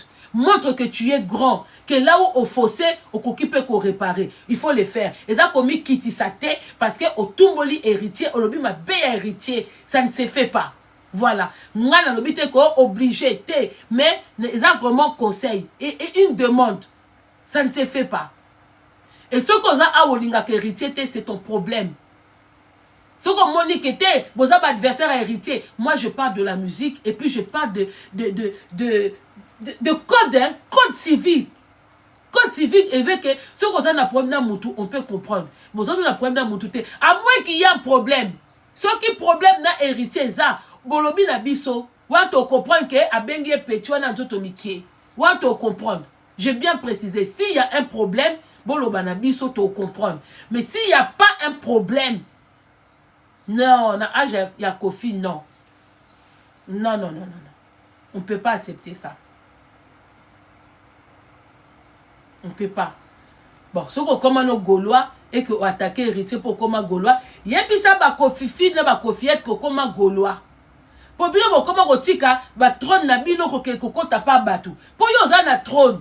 Ce que yo tiki trône o ke pas ba Gaulois. Mais il y a puis ça batu que yo tiki no trône comme Gaulois. Mais ça comme Gaulois c'est qu'il faut on l'appelle légende. Hein? Ah oui, faut voir légende douana au pe sango ferré. Pour ceux qui yo légende ok qu'on s'incline et pas ba Gaulois, soit titre wana légende pesa bango. Soit titre wana hein, yebisa Sandra ko komela biso lisusu. Soki okomi pas ba Gaulois, ozui titre wana o cédé bango yango. Wana to comprendre hein. Merci beaucoup. Ngana kei. Bato bonga bon mata, bo excuser nga. Ils ont matissé. Ils ont faute n'angate. Depuis tout à l'heure, j'essaie de vous matisser. Hein? J'essaie de faire monter les gens. Il y a mon konjozawana. Ils ont matate. Yebele ozawana. Tinatis Mbouyi ozawana. Je n'arrive pas. Apparemment, ça n'a rien à voir avec moi. C'est depuis ce matin sur TikTok. Donc, je m'excuse pour ces désagréments. Ça ne vient pas de moi. Je ne contrôle pas TikTok. Je viens sur TikTok comme tout le monde. Donc, s'il y a un problème, ça doit venir de TikTok.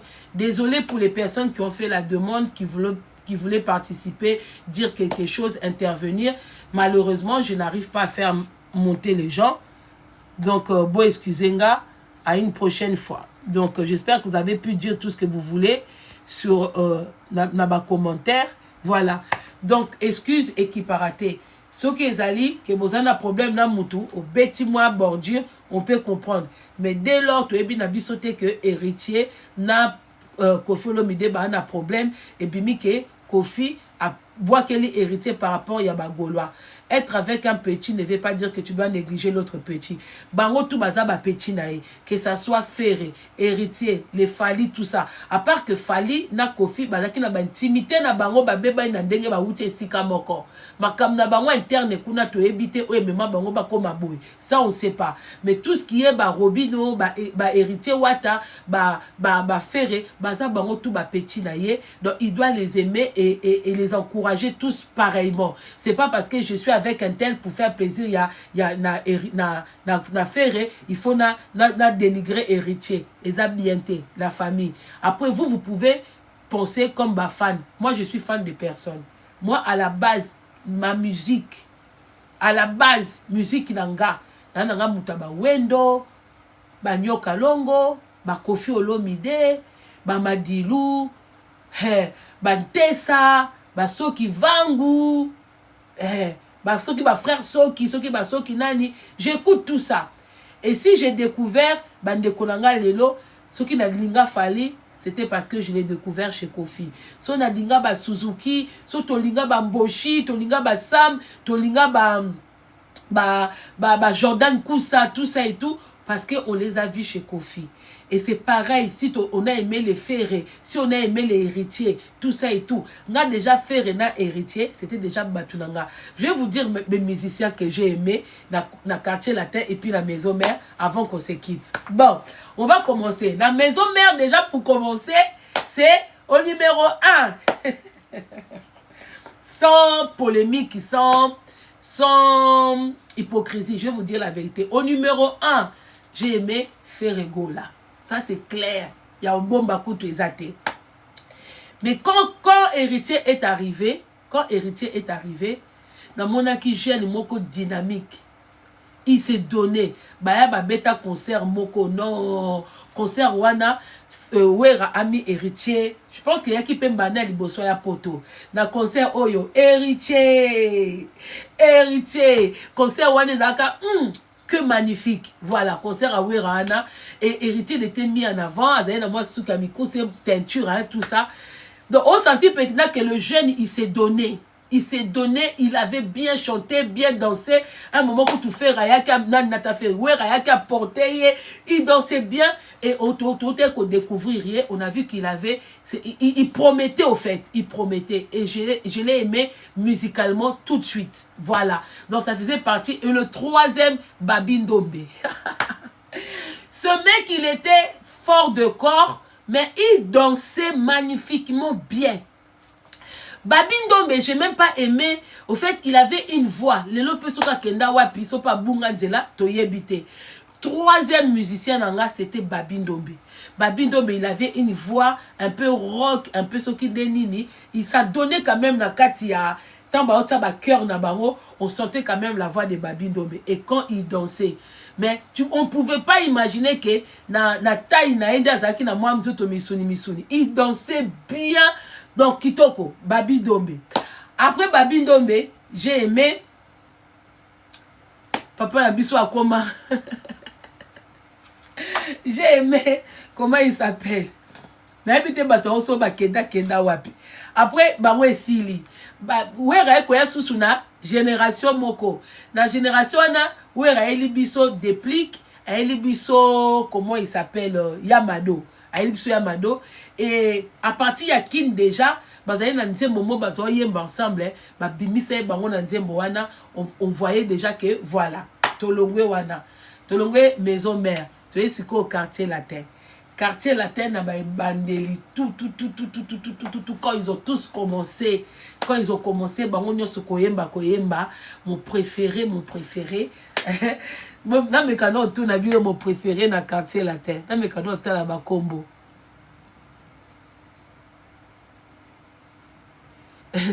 voilà après la quartier latin na bandité il est venu après. Non, au début, quand quartier latin a commencé, tu vois qui a Suzuki, tu vois qui a Willy Boula, tout ça et tout, tu vois qui Suzuki a qui dans les bandeli, mais Suzuki c'était pas vraiment mon préféré. Il chantait, il était bien, tout ça et tout. C'était Willy Boula, c'était la voix de Willy Boula. Ouais. Moi, à l'époque, à Suzuki wana, j'aimais lui-même Kofi, sa musique et tout ça dans l'ensemble et tout ça et tout, mais quand Willy Boula est arrivé, c'est Willy Boula qui était mon préféré. Voilà.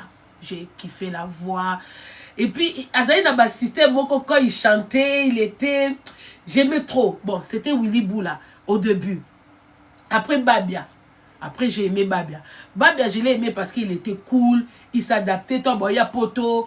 Bobika bato, babeta, mo balikaya. Bazana bango cool. Batalikaya, bazana kimia. Au moins, kimia, mais là où il y a du monde, il s'adapte facilement. Koyemba kitoko, Babia, ndongo chokoro. J'ai apprécié Babia. Voilà. Willy Boula, Babia. Après, dans le groupe, j'ai pas dit Suzuki il chantait bien, mais j'ai pas de gens que oh bah capta oh zak non. Franchement, si j'attendais pas la voix de Willy Boula, les autres ça en a bien été. Sauf que voix Babia, ça me faisait bien. Les deux là, wane zanga, mais nango ba te que bamsou ba bien été. Après groupe mususu ekoya. Na groupe wana tolongwe na kota ba musique, na kota ba chanteur hein. Na balon nga somonona mboshi. Voilà.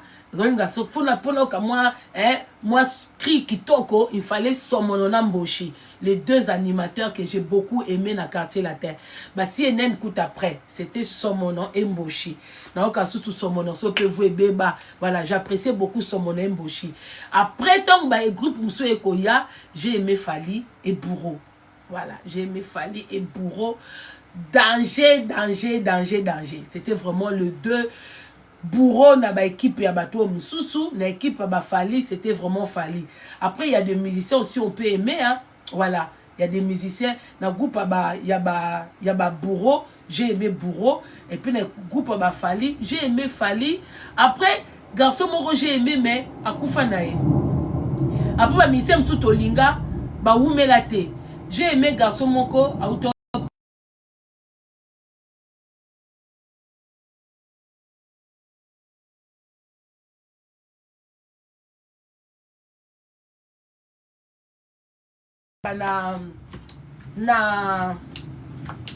on dirait yembaka na tapis rouge asaka vocal moko pa Kofi mais vocal wana pesa kitoko. En fait na lingande vocal wana comment il s'appelle, il chante avec Mboshi na bosunganga na kombo nae azana vocal moko tonga epoto na ebite mais ngala mona okeka na vocal moko mais yemba na Mboshi na nini na CPA na vocal na plus vocal on reza bakota souka ça vraiment bakota souka il chante bien mais et pas Kofi avec un vocal moko après ba kolongwa na bango lui aussi il chante bien.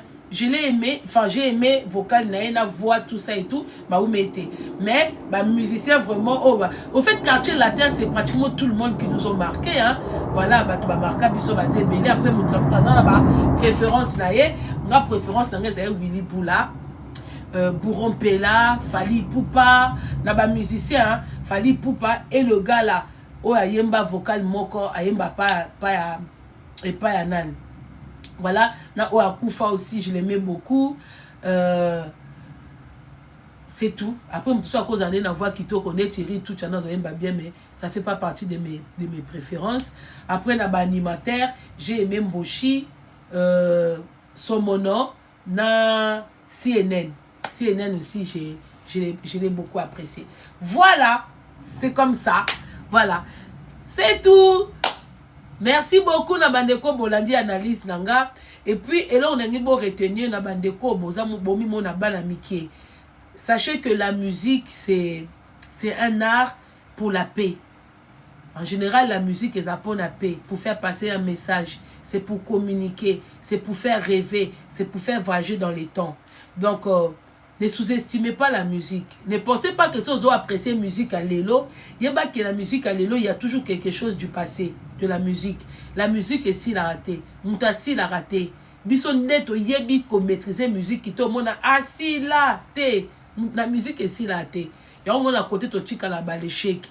Ce qui oza muto passe un message na bandeko koza na ba propos anate ke mutakoko sila ou mutakoko za na ba fante parce que okoza pe ba bengso na mboka moko pour parler de la musique de ton pays yo ke no beta musique ya mutu azo sala succès sikoyo peut-être na mboka na ba yebi ancien moko ya kalapa na bino azaki grand et yo lobeli était parce que pour toi ce qui grand de sa kufa il n'existe plus, sa musique est morte.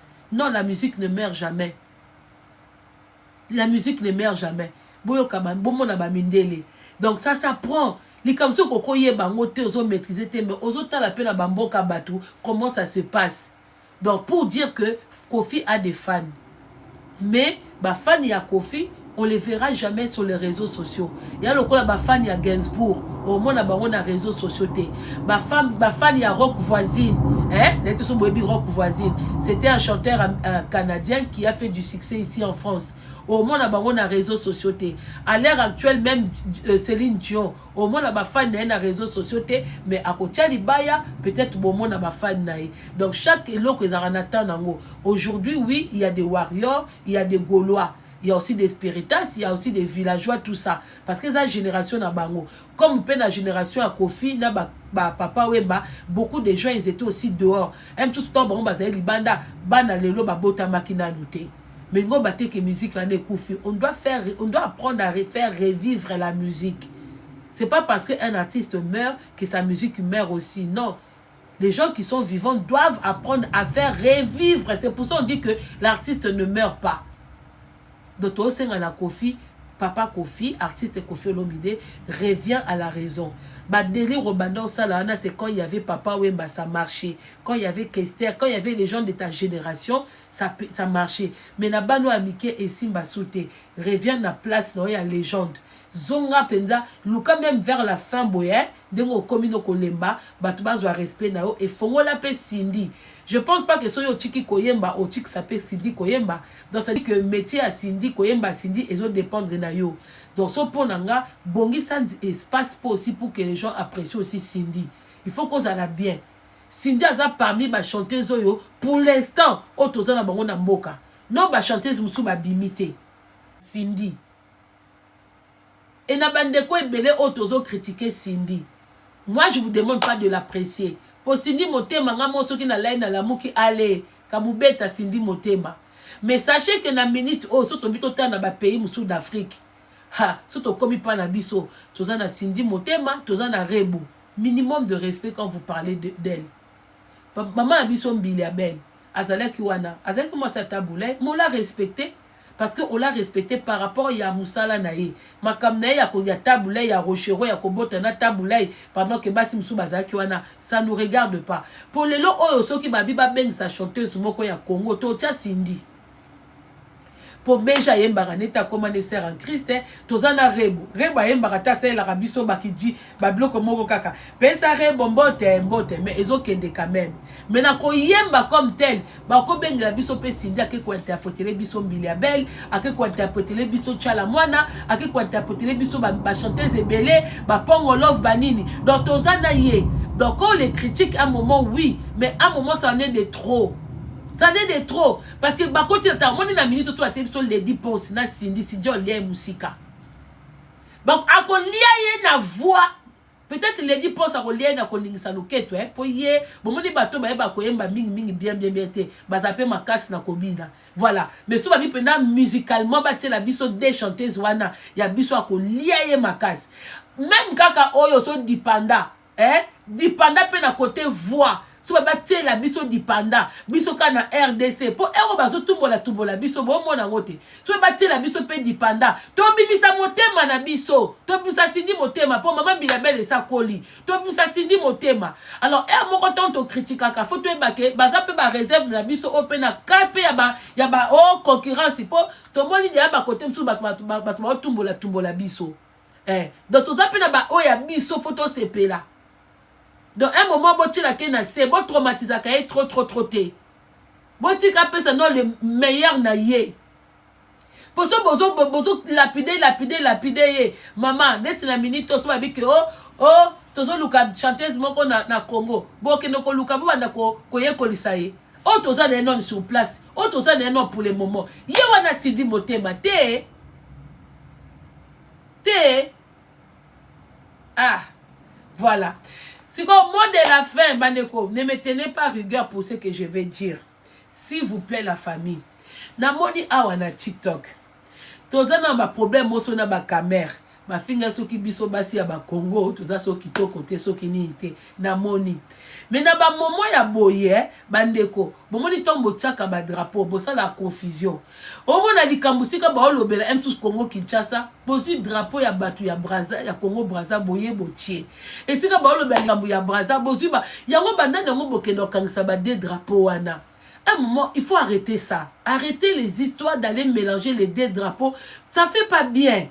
Nandera mabeti boyo benga batuka mitema mabe boyo ko benga batu nini boy parce que à un moment ils ont porté confusion peba sko banana ngo bokena ko chaka ka ba des drapeaux partout au moins kaka des drapeaux non et nous koni nango si la raté bino ka likamuke kaka des drapeaux mais non sko tozo ebate siko biso mtu ba fingi ou ba fingi na ngambu soki ba fingi na ngambu eza biso te to yo mema croix pour rien soki ba fingi biso ba fingi na ngambu te ba kwa ko mema croix pour rien arrêtez soki oza 50-50 ba fingi na RDC tia d'appui à RDC zonga côté noa ki 50 olobeli RDC so pe ba lobeli kambu ya Congo Braza ozongi na côté noa Braza o tie drapeau na botika makambo kansa ba drapeau na netinga na mutandu mundibu so likambo bandibu na ke kota bandibu na lobit so likambo batandu na ke kota batandu na lobit donc kota makolomi bale boete nazo comprendre de makambo karaté au mona likamuke na moni des drapeaux likamuke na moni des drapeaux mais finalement soit disons pe toyo kanakate to linga na rapete siko ba des drapeaux na bokolaka bozo porter confusion bokwa ko soit na likamuso eza ya binote to na ba problème na biso ebele bo somba ka makambo bisomba sombate on a déjà beaucoup de problèmes biso ba kinois oyoyo toza na webele bokwa ko kota biso na makamso etali biso te awawa kaka pona ba collage na bino ba drapeau jusqu'à quand on va vous dire que chacun a son pays, chacun sa culture. On peut avoir des choses qui se ressemblent machin et tout, mais toza deux pays. Likambu ni nango ko kolaka oza kinoise quand on parle de ton pays, mets ton drapeau, arrête d'aller chercher les drapeaux des autres. Oza mutu ya mboka mususu arrêtez po bokwa ko kufa makamsusu ko kufa te. Nandenga mabete, prenez ça comme vous voulez, parce que jusque-là, moi je ne sais même pas si la fille, elle parle de quel Congo. Jusque-là, je n'ai rien compris du tout. Parce que côté tous on a besoin de coller des drapeaux. Il y a Congo, République démocratique du Congo. Il y a Congo, République du Congo, ceux qui n'ont habité. Quand vous parlez, vous, les autres, nos voisins d'ailleurs, tout ce qui est Côte d'Ivoire, Cameroun, tout ça, quand vous avez un souci avec un Congolais, précisez de quel Congo il s'agit. Parce que vous portez confusion. Il y a deux Congos. Congo République, Congo République démocratique du Congo. Ce qui Congo République, voilà. Donc, il y a comme on dit, on a l'habitude de dire, il y a Congo Kinshasa et puis il y a Congo Brazzaville. Donc, s'il y a un souci, il faut préciser parce que on va venir répondre. Vous allez insulter une Congolaise, peut-être dans ta tête, ce n'est pas de mon Congo à moi que tu insultes. Alors moi, je vais venir répondre, alors que ce ne s'agit même pas de mon pays, je vais venir répondre bêtement comme ça. Alors, Bilam Tuboke Kombana, j'espère que ça Congo n'a biso, pour ma côté, nous avons des drapeaux. Donc, on a évité ceux qui m'a guerre au bozo ça là, et ça vraiment Congo n'a biso. Et ça vraiment dommage. On a évité. parce que surtout le to ba noloba boye boko makaka mama Congo mutema mabe toza mboka moko toza bwebwe. Non, ça n'a rien à voir avec mutema mabe. J'ai des abonnés de Congo Brazzaville qui me suivent aussi. Mais à un moment, des choses qui... On va rattraper des choses qui ne sont même pas... On n'est même pas concerné. Moins de problèmes. Nabambo Kamsoutou, je n'ai jamais vu ce genre de problème. Je n'ai jamais vu les gens coller des drapeaux.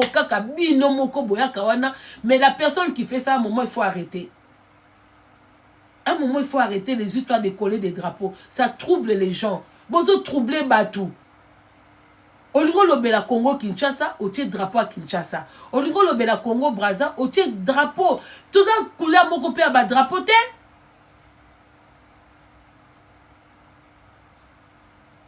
Pourquoi qu'on somba makamsusu mukomsusu eza ya binote. Bisous bye na kei.